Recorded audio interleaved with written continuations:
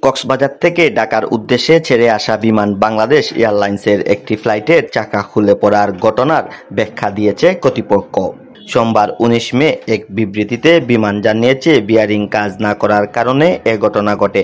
তবে ঠিক কী কারণে বিয়ারিং কাজ করেনি সে বিষয়ে জানানো হয়নি। বিবৃতিতে বলা হয়েছে, বিয়ারিং ফেইলিওরের সঠিক কাজ তদন্ত কমিটির রিপোর্ট প্রদানের পর জানা যাবে। চাকা খুলে পড়ার ঘটনার তদন্তের ইতিমধ্যে দুটি আলাদা কমিটি গঠন করেছে বিমান কর্তৃপক্ষ। এছাড়া উড়োজাহাজটি প্রস্তুতকারী কানাডার ডি হেভিল্যান্ড এয়ারক্রাফট কোম্পানির সাথে যোগাযোগ করে কারিগর টিম পাঠানোর অনুরোধ করা হয়েছে বলে জানিয়েছেন কর্মকর্তারা। প্রসঙ্গ, গত ১৬ মে দুপুর ঢাকার উদ্দেশ্যে কক্সবাজার বিমানবন্দর থেকে ছাড়ার কিছুক্ষণ পর বিমান বাংলাদেশ এয়ারলাইন্স বিজি ৩৩৬ ফ্লাইটের ল্যান্ডিং গিয়ারের পাশে একটি চাকা খুলে মাটিতে আছড়ে পড়ে।